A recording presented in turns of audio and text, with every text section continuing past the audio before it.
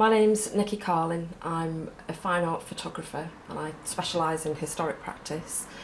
I do have some background working with the community, so it's sort of natural really that I sort of took quite a big role in the community involvement aspect of Hazlehurst.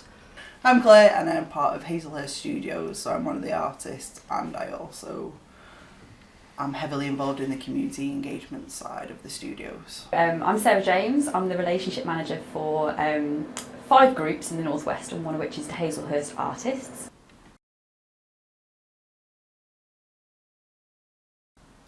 I think it was frustration of seeing the local area and wanting to do a lot of stuff and then trying to find out information, but then in reality there was nobody really to connect the dots. So you'd find out about a great project about 2 weeks after it had already happened, or when us as an organisation ourselves were offering free sessions at various points throughout the year. We just couldn't get people to come to it because we was never meeting the right people. They wanted to use First Steps programme to actually, they had all these ideas, but to use the programme to get them down on paper and find out exactly what is achievable as a community group, where they can push the boundaries a bit and how they can develop further as a group. The main thing is to talk to the community and find out what they really want in the area, instead of bombarding them with projects that us as artists would love to do and think they're amazing. We'd rather have local people tell them it's something they want to do and actually feel a part of.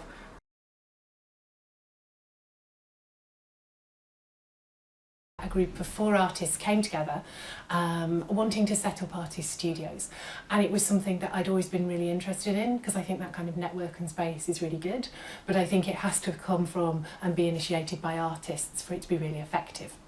So the artists formed a CIC, which was Hazlehurst.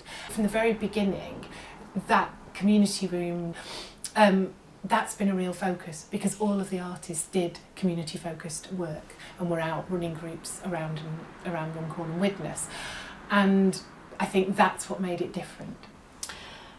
Over the course of the last 7 months, I think it is, that we've been working on the plan, we've had a lot of art sessions in the garden and consultations with people, and we've talked to people really.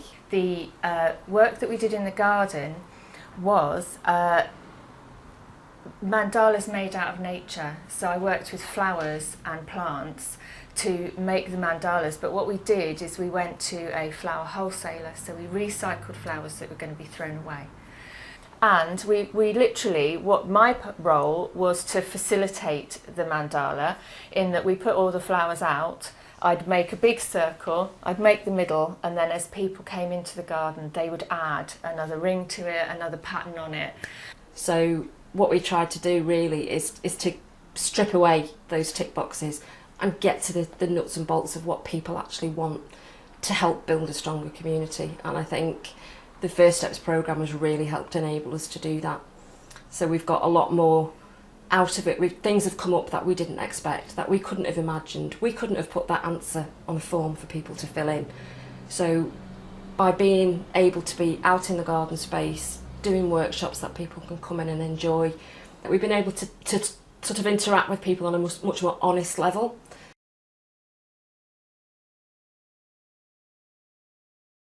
I think it's very interesting for people in what is quite a social and economically deprived area, for people to actually think there can be artists, real artists, living and working on the doorstep, and they're quite normal. And as the studios have developed and different people have come into work, that's where the sort of that initial link with the town team came, with the idea of revitalising that outdoor space into a garden.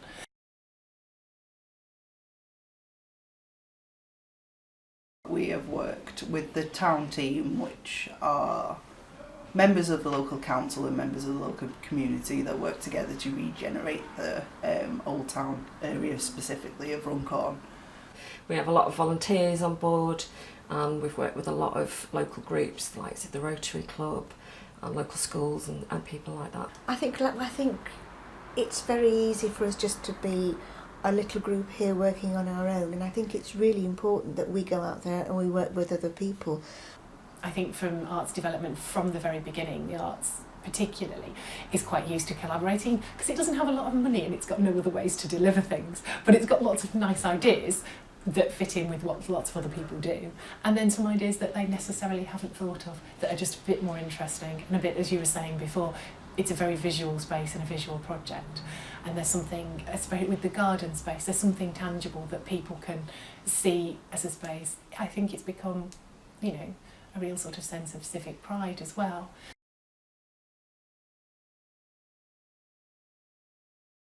Without first steps, most definitely, I think we would still be at the stage of thinking about what we could do in the future and thinking about how we might achieve that and where we might get funding from to achieve those things. But I think with first steps, we're now not thinking about stuff, we're doing it. And I think that is the real plus thing. We are doing it now. If you walk around the old town in Runcorn, the deprivation is apparent. You know, there are lots of closed down shops, there are lots of neglected spaces, and the garden itself, it's been there for quite some time, but because it was just a blank empty space, nobody really interacted with it. It wasn't really a community asset, it was a bench and a piece of grass.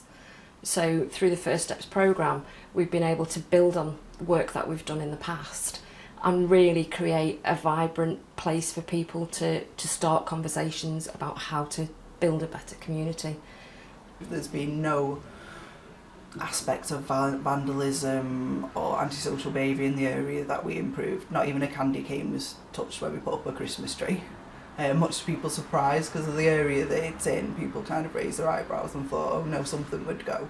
But because it hasn't been affected and it hasn't been vandalised, it's made people questioning themselves that the area isn't probably quite as bad as people seem to think it is, which I think has been really positive.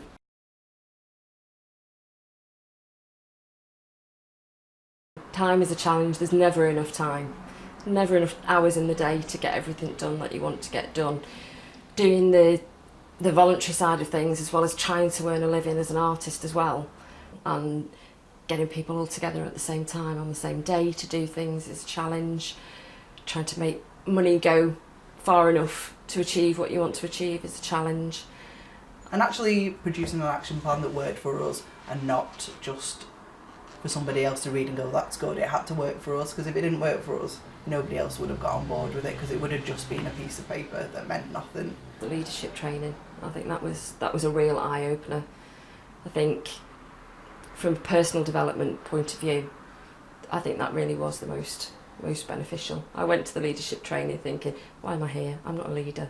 I can't lead people into action. But by the end of the training, I felt 100% more confident of interacting with other people and asking other people to do things.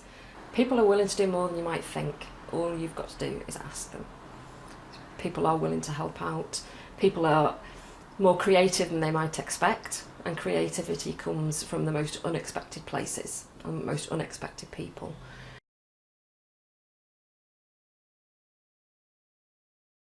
The thing that the community really needs in this area is to find out what's going on. So we want to start from a newsletter basis. So first thing is getting other people on board that are doing things in the local area. So we've got the town team, the library and the social landlords. So they're on board. We've already started applying for funding to develop the garden space. We would really like to be able to achieve a space that we can use all year round, because at the moment it's great in the summertime and when the weather's good, but during the winter months things kind of tail off, and I think you lose people during those quieter months. So if we had a space where we could, you know, it was disabled friendly, child friendly, had loos, but had that outside space where we could do a lot more of the gardening side and the planting as well as the art. I think that is sort of the next step, really, is to make it a year-round thing and build on that.